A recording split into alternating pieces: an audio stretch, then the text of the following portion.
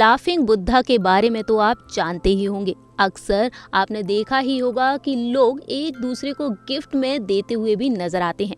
Laughing Buddha बेहद ही famous है, लेकिन क्या आपने कभी सोचा है कि आखिरकार लाफिंग बुद्धा कौन थे? छोटी छोटी मूर्तियां और तस्वीरें आपने इनकी देखी ही होंगी। ज्यादातर लोगों के घरों में लाफिंग बुद्धा आपको नजर आ ही जाते हैं। वहीं इन्हें गुड लक माना जाता है, अपने अपने घरों में लोग रखते हैं।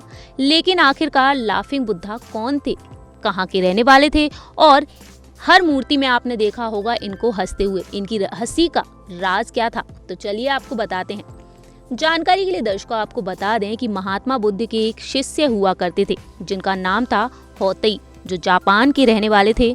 वहीं साथ ही साथ ये भी माना जाता है कि जब होतेई को ज्ञान की प्राप्ति हो गई थी तो वो जोर जोर से हंसने लगे थे और उन्होंने लोगों को हंसाना और खुश देखना अपने जीवन का एकमात्र उद्देश्य बना लिया था। ऐसे में ये भी कहा जाता है कि होतेई जहाँ भी जाते थे लोगों को अपना पेट दिखाकर हंसाया करते थे और इसी वजह से जापान और चीन में लोग उन्हें हंसता हुआ देखकर बुद्धा बुलाने लगे थे और बाद में इंग्लिश में उनका नाम पड़ गया लाफिंग बुद्धा। जी हाँ, उनको लाफिंग बुद्धा भी कहा जाता था।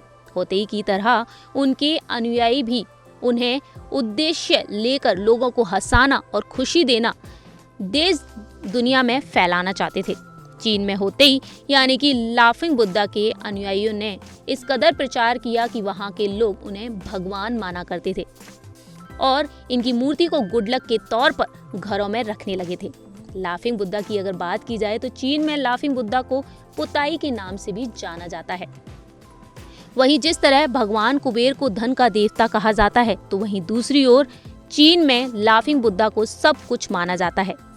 चीन में वास्तुशास्त्र यानी कि फेंग शुई में घर में संपन्नता लाने के लिए लाफिंग बुद्धा रखे जाते हैं और शायद इसी वजह से उनको लाफिंग बुद्धा कहा गया है और घर में रखने से पॉजिटिविटी भी आती है। सो फ्रेंड्स, ये थे लाफिंग बुद्धा। आपको लाफिंग बुद्धा की कहानी जानकर कैसा लगा, ये आप हमारे कमेंट सेक्शन में बता सकते हैं। फिलहाल के लिए हम चलते हैं, तब तक के लिए आप देखते रहिए नेक्स्ट 9 न्यूज से प्रांशी की रिपोर्ट।